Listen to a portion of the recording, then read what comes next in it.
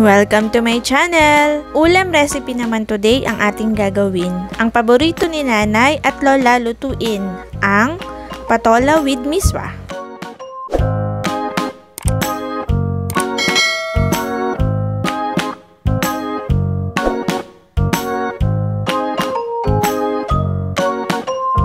Okay, that's impressive. Pero using a rice cooker, that's the greatest thing kasi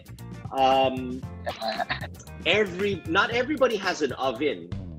While stuck at home at wala pang biyahe sa barko, busy si RJ flexing his cooking skills on his YouTube channel, Freya's Kitchen.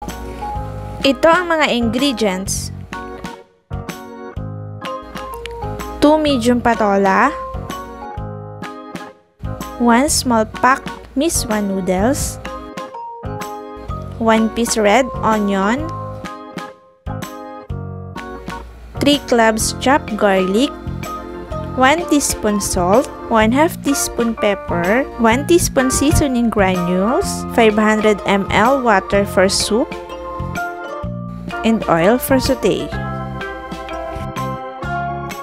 Instructions: una, ihanda lamang ang lahat ng ingredients. Pangalawa, magpainit tayo ng kawali na paglulutuan. Lagyan ito ng mantika, then igigisa natin dito ang bawang at sibuyas.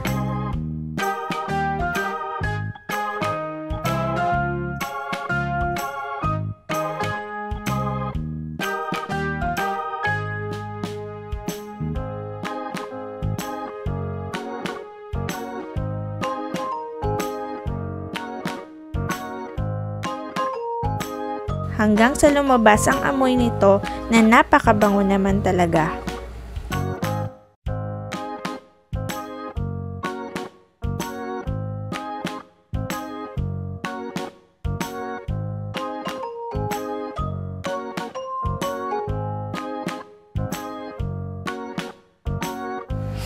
Next, timplahan lamang natin ito ng asin, paminta at seasoning granules.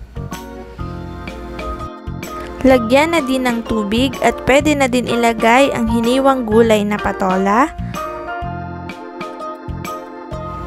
Tatakpan natin ito at hahayaang kumulo sa loob ng 5 minutes.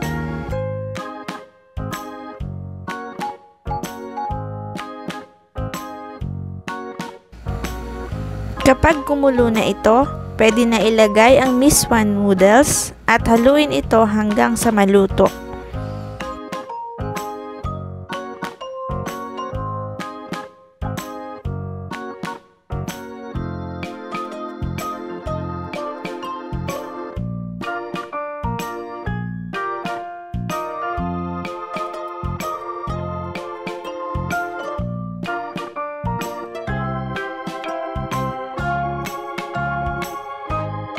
Ayan, tapos na ang ating napakasarap na ulam. Simple lang guys, pero panalo sa sarap ang ulam na ito.